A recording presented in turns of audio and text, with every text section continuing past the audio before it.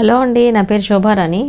ఈరోజు మీ అందరికీ ఒక డిఫరెంట్ హెయిర్ స్టైల్ చెప్పబోతున్నాను. ఏంటంటే ఓపెన్ హెయిర్ మీద చక్కగా మనకి అల్లిక ఉంటుంది, చక్కగా మనకి ఒక వీల్స్లా అంటే ఒక రోల్స్లా ఉంటాయన్నమాట. సో ఇది కూడా పెద్ద కష్టమైతే ఏం కాదండి, సింపుల్ టెక్నిక్తో నేను చెప్తాను, నేర్చుకోండి. రెడీనా? సో ముందుగా ఏం చేస్తామంటే మనకి నీట్గా ఇలా చిక్కులు లేకుండా కోమ్ చేసుకుంటాము. సో కోమ్ చేసుకున్న తర్వాత వన్ సైడ్ మనకి లెఫ్ట్ అవ్వచ్చు, రైట్ అవ్వచ్చు, ఏదో ఒక సైడ్ కొద్దిపాటి హెయిర్ని తీసుకుందాం.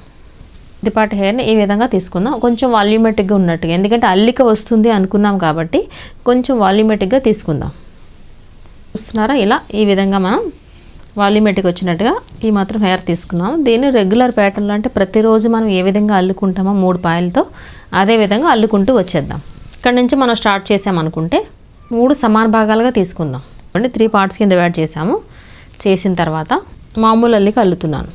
ఇలా అల్లుతున్నప్పుడు మనకి స్టార్టింగ్లో ఇప్పుడు మనం పైన ఉన్నాం కాబట్టి కొద్దిపాటి హెయిర్ని అంటే ఒక సన్న పాయలాంటి దాన్ని తీసుకుని విడిచిపెట్టేస్తున్నాను. ఈ మాత్రం హెయిర్ విడిచిపెట్టేస్తున్నాను. సో మనకి పాయకి కొంచెం వేరియేషన్ తెలియాలి అంటే, కొంచెం గ్యాప్ ఉండాలి అంటే కొంచెం ఈ మాత్రం 3 అల్లికలు అయిన తర్వాత మళ్ళీ ఇప్పుడు విడిచిపెడుతున్నాను. మనం ఫస్ట్ విడిచిపెట్టాం కదా, ఈ మాత్రం గ్యాప్లో మళ్ళీ ఇప్పుడు రెండవ పాయని విడిచిపెడుతున్నాను.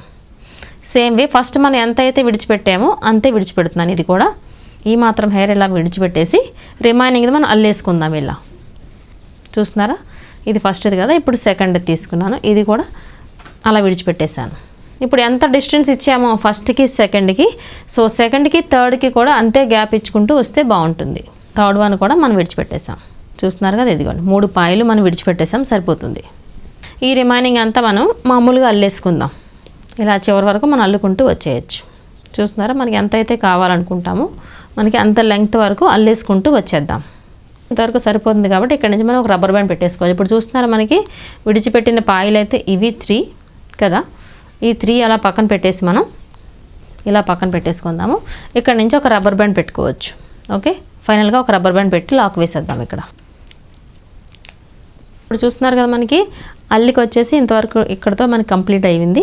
రిమైనింగ్ వచ్చేసి ఇక్కడ ఉన్నాయి. సో ఇప్పుడు మనం ఇదేం చేస్తామంటే ఇలా విడిచిపెట్టామనుకోండి, ఈ హెయిర్ వచ్చేసి అంటే మనం అల్లిన అల్లిక ఒక పక్కకు వచ్చేస్తూ ఉంటుంది.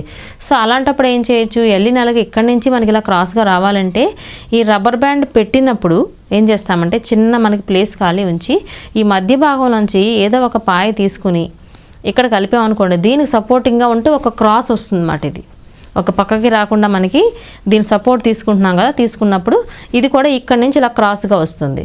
సో ఏదో ఒక పాయ మనం తీసుకుందాం ఈ సెంటర్ నుంచి.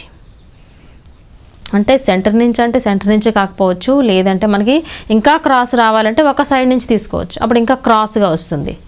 సో మనం ఈ ప్లేస్ నుంచి తీసుకుంటున్నాం కొద్దిపాటి హెయిర్ తీసుకొని ఈ రెండింటినీ కలిపి ఇక్కడ రబ్బర్ బ్యాండ్ పెడదాం. దానివల్ల ఏమొస్తుందంటే మనం అల్లిన అల్లిక మనకి పక్కకు వస్తుంది అన్నమాట.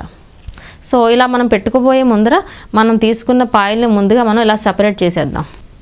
ఓకే, అలా సెపరేట్ చేసేసాము. చేసేసిన తర్వాత మనం ఇవి అనుకున్నాక సపోర్టింగ్ పాయ ఈ పాయతో కలుపుతున్నాం. ఈ రబ్బర్ బ్యాండ్తోనే కలిపేయచ్చు, లేదంటే ఇంకొక రబ్బర్ బ్యాండ్ అని పెట్టి చూద్దాం. ఇప్పుడు చూస్తున్నారా, మనకి ఇది ఒక క్రాస్గా వచ్చింది.